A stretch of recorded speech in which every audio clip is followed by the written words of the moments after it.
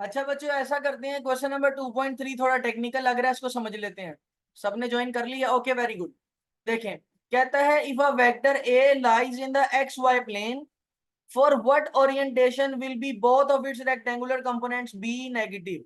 ये पहला हिस्सा है सवाल का, कि कहता है वेक्टर किस डायरेक्शन में हो कि उसके दोनों कंपोनेंट्स क्या हो, नेगेटिव। और दूसरा हिस्सा ये है बी वाला पोर्शन, कि कब उसके कंपोनेंट्स के पास ऑपोजिट साइन हो, यानी एक पॉजिटिव एक नेगेटिव, या एक नेगेटिव एक पॉजिटिव। तो इसको जरा समझते हैं, ध्यान से आप जरा देखिएगा।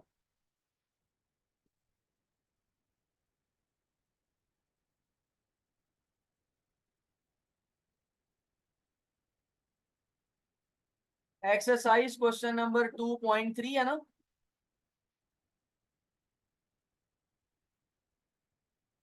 अच्छा देखें जरा, यहां पर वो कहता है कि आपके पास एक वेक्टर है एक्स वाई प्लेन में।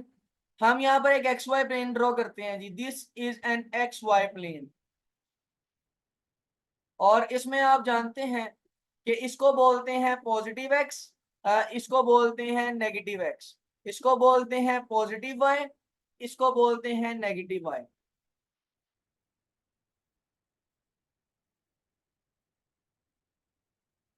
अच्छा बच्चे देखें, अब अगर आपको याद हो तो आप 10th क्लास की मैथ में कुछ काम करके आए थे। मैं दोबारा से रिवाइज करवा देता हूँ। ये वाला जो क्वाड्रेंट है ना, इसको बोलते हैं फर्स्ट क्वाड्रेंट।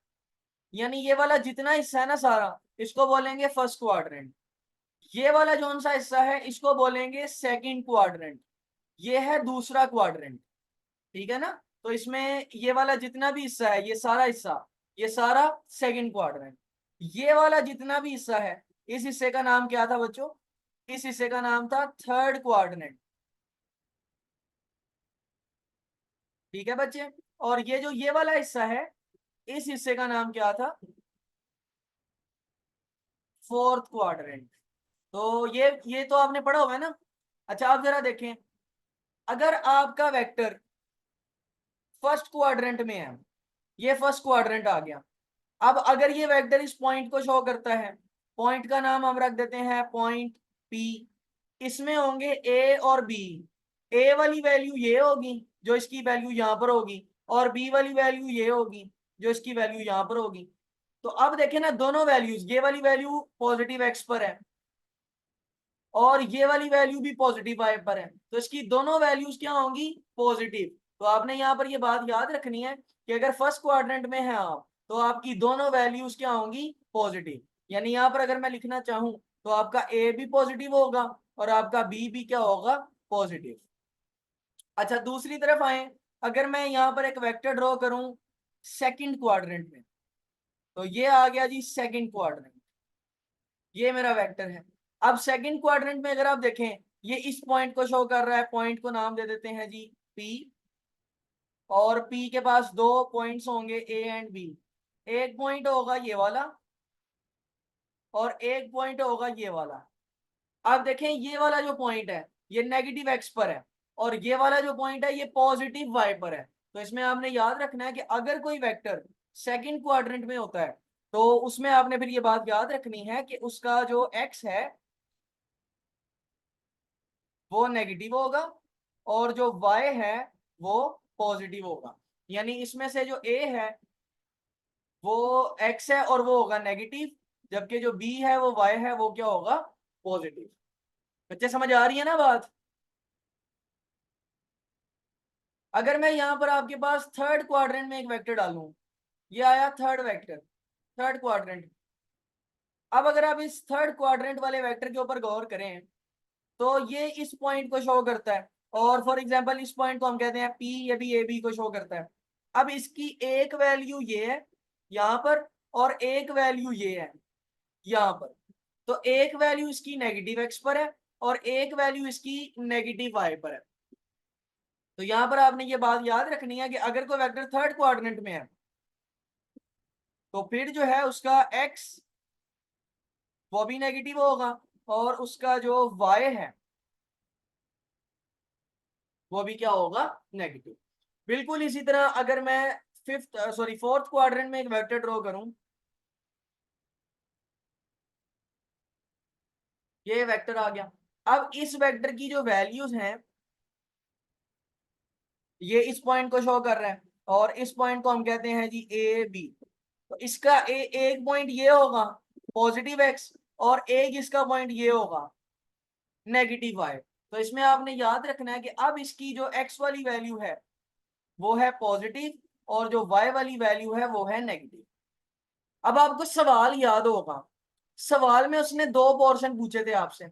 पहले पोर्शन में वो ये कहता था कि ऐसा कौन सा क्वाड्रेंट है जिसमें दोनों वेक्टर जो हैं वो नेगेटिव आए, यानी दोनों उसके कंपोनेंट्स क्या हो negative, both components come out to be negative. तो वो आपके सामने मुझे बताएं भाई कौन सा है, कौन सा ऐसा है जिसमें सारे ही नेगेटिव होते हैं। सब बच्चे बताएंगे जल्दी से, शाबाश सारे बताएंगे।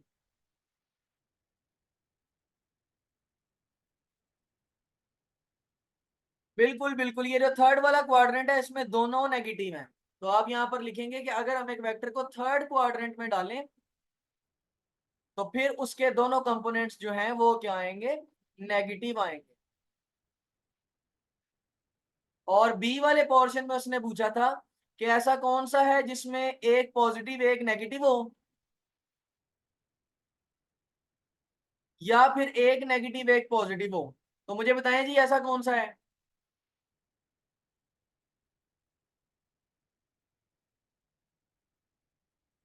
हाँ जी, 2 और 4, अगर आप 2 और 4 के ऊपर गौर करें, ये 2 वाला है इसमें एक नेगेटिव है एक पॉजिटिव है, और ये 4 वाला है इसमें भी एक नेगेटिव है एक पॉजिटिव है। तो इसमें आपने लिखना है 2 एंड 4 क्वाड्रेंट। तो आप इसमें लिखेंगे जी सेकंड एंड फोर्थ क्वाड्रेंट। तो अगर आप इनको चौथे और दूसरे क्वाड्रेंट में रखें तो फिर जो कंपोनेंट्स है वो एक पॉजिटिव आएगा और एक नेगेटिव आएगा। हाँ जी बच्चे बोले, बात समझ आई कि नहीं आई, जल्दी बोलें शाबाश, जल्दी जल्दी जल्दी, ये सवाल समझ आया सबको।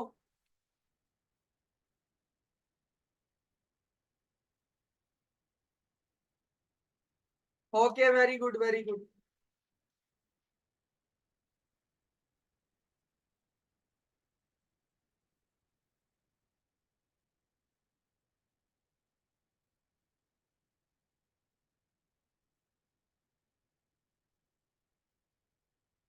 ओके बच्चे शाबाश शाबाश, स्क्रीनशॉट ले लें इसका सारे बच्चे, सवाल का स्क्रीनशॉट ले लें सारे, मुस्तकबिल में काम आएगा।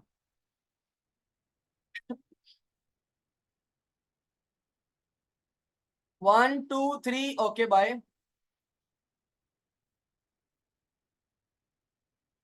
वापस बुक के दर्शन करेंगे।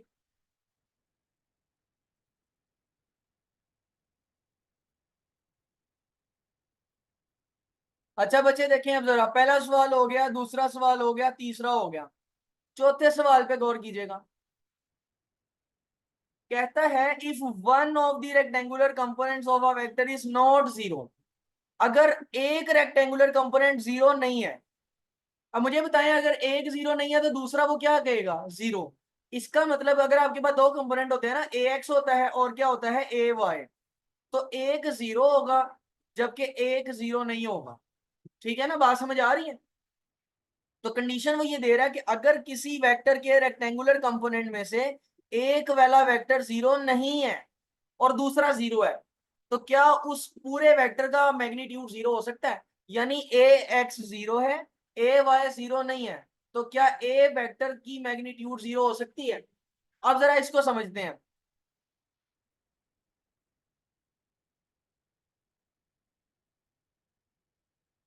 देखें जरा इसको कैसे क्लियर करेंगे हम। तो दिस इज एक्सरसाइज क्वेश्चन 2.4। बच्चे देखें जी, मैं आपसे ये कहता हूं फॉर एग्जाम्पल मेरे पास एक वेक्टर ए है, ठीक है ना, मेरे पास है एक vector A,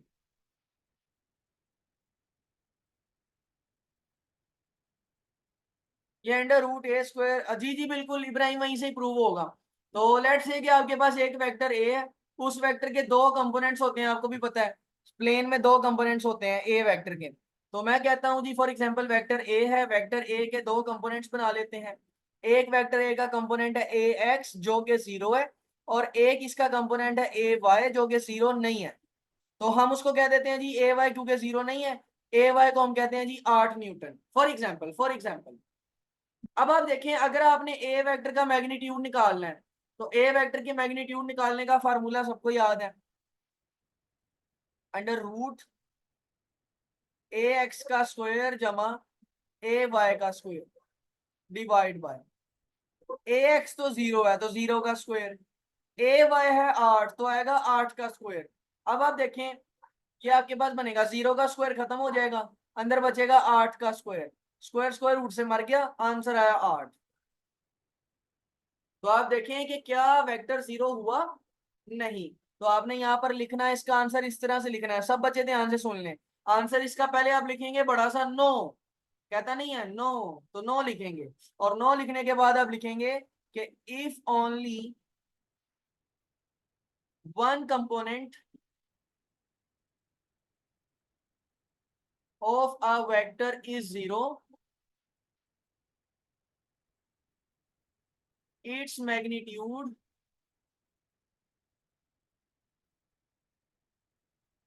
can never be 0। ठीक है बच्चे, क्लियर? हाँ, आप इसमें ये लाइन भी ऐड कर सकते हैं कि आप इसमें लिखें कि magnitude of a vector will only be 0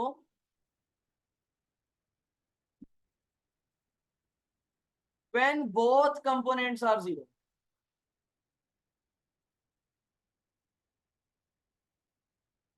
तो ये स्टेटमेंट लिखने के बाद जो है ना, वो फिर आप क्या करेंगे, आप ये प्रूफ लिख कर देंगे उसको, ये वाला। हुआ क्लियर सबको? इस तरह से आप इसका आंसर लिखेंगे। स्क्रीनशॉट ले लें इसका भी जल्दी से, फिर मैं पोजीशन वेक्टर पढ़ाऊंगा। जल्दी करें, शाबाश।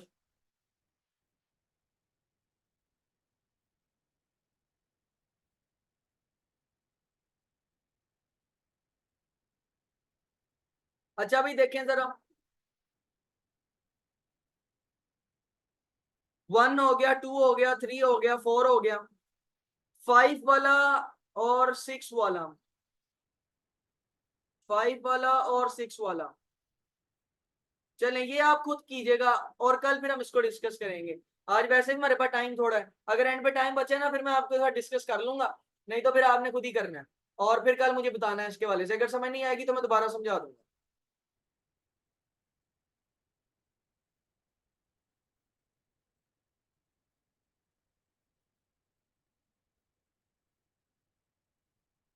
अच्छा बच्चे, इसके बाद हमारा रह गया था पोजीशन वेक्टर। पोजीशन वेक्टर क्या होता है जी? तो आप लोगों ने, आप में से कुछ बच्चों ने पहले भी पढ़ लिया होगा पोजीशन वेक्टर, लेकिन हम जरा दोबारा उसको देख लेते हैं कि पोजीशन वेक्टर क्या है। बड़ी सादा सी बात है पोजीशन वेक्टर की, देख लेते हैं जी कि पोजीशन वेक्टर क्या है।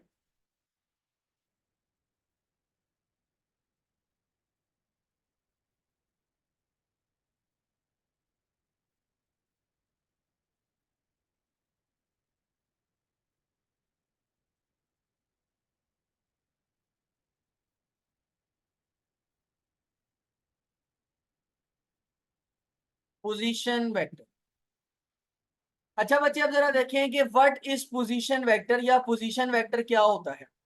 तो आपने बड़ी ध्यान से बात को समझना है। पोजीशन वेक्टर एक ऐसा वेक्टर है that shows position of a point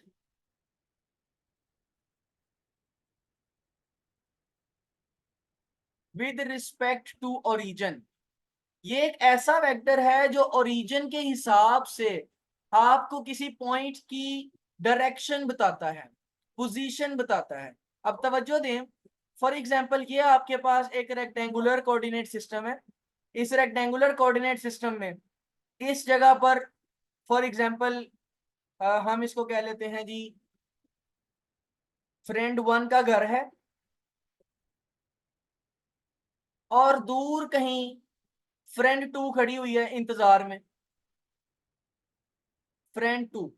तो फ्रेंड 1 को अगर आप ओरिजिन माने, आप फ्रेंड 2 को भी मान सकते हैं वैसे, लेकिन आप फ्रेंड 1 को ओरिजिन माने, तो यहां से फ्रेंड 1 से आप एक वेक्टर ड्रॉ करेंगे फ्रेंड 2 तक, इस तरह से।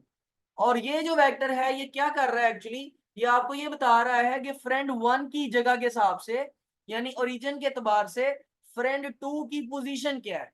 इस तरह का जो वेक्टर होता है ना, उस वेक्टर को बोलते हैं पोजीशन वेक्टर। तो ये जो वेक्टर मैंने ड्रॉ किया आपके सामने, this vector is called as the position vector, और इसको शो करते हैं आर से, पोजीशन वेक्टर आर। ठीक है बच्चे। तो पोजीशन वेक्टर एक ऐसा वेक्टर है जो आपको किसी भी पॉइंट की पोजीशन बताता है विद रिस्पेक्ट टू ओरिजिन। दूसरी बात आपने इसमें ये याद रखनी है,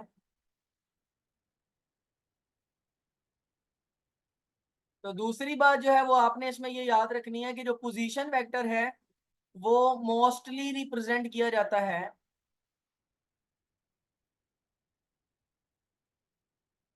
by R vector. Mostly position vector को आर वेक्टर से शो किया जाता है, वैसे आप किसी से भी कर सकते हैं, लेकिन मोस्टली आप उसको आर वेक्टर से ही शो करते हैं।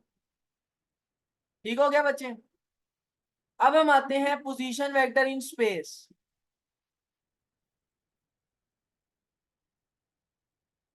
पहले प्लेन की बात कर लेते हैं। जैसे मैंने यहाँ पर प्लेन में एक पोजीशन वेक्टर बनाया, अब आपको पता है प्लेन में ये जो पॉइंट है इसके पास कितने कोऑर्डिनेट्स होंगे, दो। अब एक जो पॉइंट ए है वो ये होगा नीचे, ये होगा पॉइंट ए, और इसको हम लिख सकते हैं ए आई। ए आई क्या शो करता है भाई, मुझे को बच्चा बताएगा, आई आई कैप क्या शो करता है, ये वाला वेक्टर क्या शो करता है।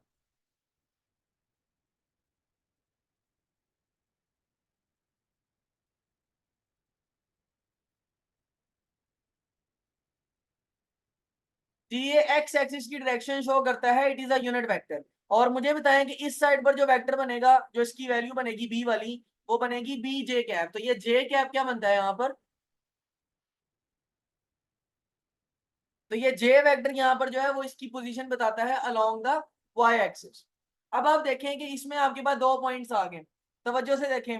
तो यहाँ पर जो आपका पोजीशन वेक्टर बनेगा आर वेक्टर, वो बनेगा ए आई हैट जमा बी जे हैट, यानी आप ए वेक्टर और बी वेक्टर को ऐड कर लें, जिसकी पोजीशन आपको बताई जा रही है आई हैट और जे हैट। और साथ साथ ये भी बात याद रखनी है कि अगर वेक्टर पोजीशन वेक्टर प्लेन में पाया जाए, तो प्लेन में आपने याद रखना है उसके पास दो कंपोनेंट्स होते हैं, एक आई एट वाला और एक जे एट वाला, दो कंपोनेंट्स होते हैं टोटल। अच्छा बच्चे, ये तो थी position of a vector in plane. अब अगर मैं इसी पोजीशन वेक्टर की डायरेक्शन बनाऊं इन स्पेस, तो इसको हम लिखेंगे जी position vector in space. Space में पोजीशन वेक्टर किस तरह की हरकतें करेगा। तो अब आपको पता है कि स्पेस में जो पोजीशन वेक्टर है उसके पास कितने कोऑर्डिनेट्स होते हैं, तीन कोऑर्डिनेट्स होते हैं। तो लेट्स से ये आपके पास एक 3D कोऑर्डिनेट सिस्टम है, और यहाँ पर आपके पास इनमें एक वेक्टर मौजूद है। तो इस वेक्टर के कुल मिला के तीन कोऑर्डिनेट्स होंगे। एक इसका कोऑर्डिनेट होगा ऑन एक्स एक्सिस, एक इसका कोऑर्डिनेट होगा ऑन वाई एक्सिस, और एक इसका कोऑर्डिनेट होगा ऑन जेड एक्सिस। ठीक है बच्चे। तो यहां पर आपने याद रखना है कि इसके पास तीन वैल्यूज होंगी, इनको हम अपनी मर्जी से नाम दे देते हैं एक्स वाई जेड। तो तीन वैल्यूज होंगी इसके पास। तो यहाँ पर जो पॉइंट है उसके फिर तीन वैल्यूज हो जाएंगी एक्स वाई जेड या ए बी सी। तो अगर आपने स्पेस में पोजीशन वेक्टर को लिखना है, तो फिर आप लिखेंगे कि position vector R is equal to A I hat plus B J hat plus C के है। तो यहां पर इसके पास टोटल तीन आ जाएंगी। आई वाली जो है वो एक्स डायरेक्शन को शो करेगी, दिस शोज एक्स डायरेक्शन। जे वाली जो है वो वाई डायरेक्शन को शो करेगी, और के वाली जो है वो जी डायरेक्शन को शो करेगी। जी बच्चे, यहां तक ओके हैं सब।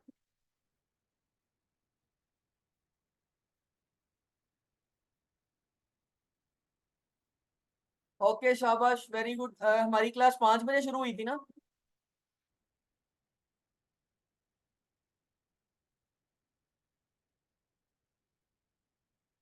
ओके ओके, मतलब 1 घंटा होने वाला है। ठीक है ठीक है ठीक है, चले। स्क्रीनशॉट ले लें इसका।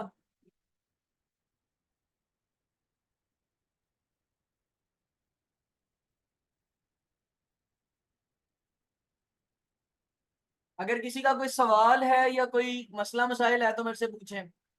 किसी भी तरह का कोई प्रॉब्लम, कोई क्वेश्चन, मेरे से पूछें। स्पेस में वेक्टर के मैग्नीट्यूड का फार्मूला बड़ा आसान है। आप देखें, अगर आप प्लेन में एक वेक्टर रख रहे हैं, अगर आपके पास एक वेक्टर प्लेन में पड़ा हुआ है, तो आप उसको लिखते हैं फॉर एग्जांपल ए वेक्टर। तो उसका जो फार्मूला है वो है ए एक्स का स्क्वायर। 1 मिनट दीजिएगा, ये मैंने, अगर आपके पास स्पेस में एक वेक्टर पड़ा है वेक्टर ए, तो उसका फार्मूला प्लेन में होगा ए एक्स का स्क्वायर प्लस ए वाई का स्क्वायर। लेकिन अगर वो वेक्टर स्पेस में पड़ा है ए वेक्टर, तो फिर आप कैसे निकालेंगे? तो फिर यहाँ पर 3 हो जाएंगे, ए एक्स का स्क्वायर जमा ए वाई का स्क्वायर जमा ए जेड का स्क्वायर। ठीक है हसन फुआद?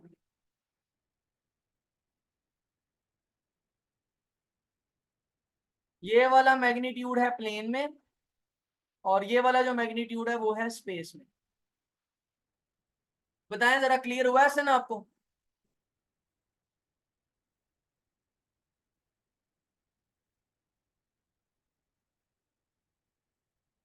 डेरिवेशन क्या क्या मतलब है भाई?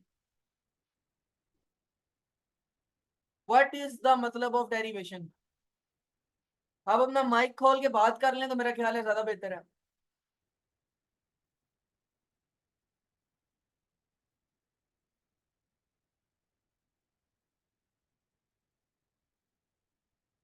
पैथागोरस, क्योंकि यहाँ पैथागोरस थ्योरम।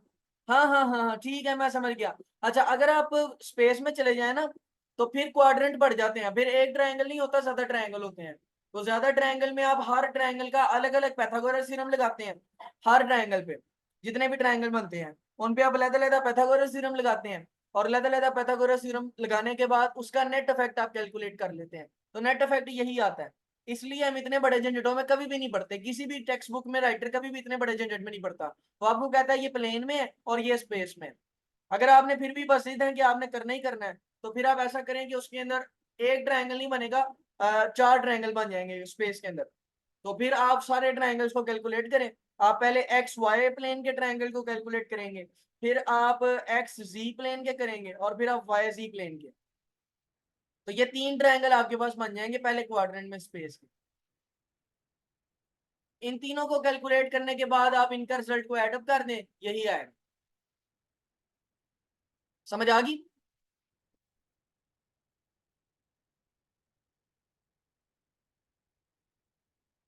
शाबाश शाबाश, ठीक है। और किसी बच्चे का कोई सवाल, कोई प्रॉब्लम, लेक्चर में कोई मसला मसाइल आ रहा हो?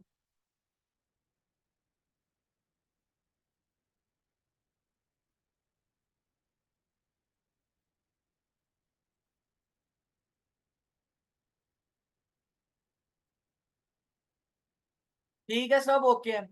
ओके जी, बहुत शुक्रिया बच्चों। आज का लेक्चर हम यहीं पर एंड करते हैं। 6 एक्सरसाइज के शॉर्ट क्वेश्चन हमने कर लिए हैं, वो 6 के 6 आपने कल याद करके आने हैं। अभी उसको बैठ के आप याद कर लें, बेहतर है। ठीक है ना? बहुत शुक्रिया। क्लास एंड करते हैं। अल्लाह हाफिज।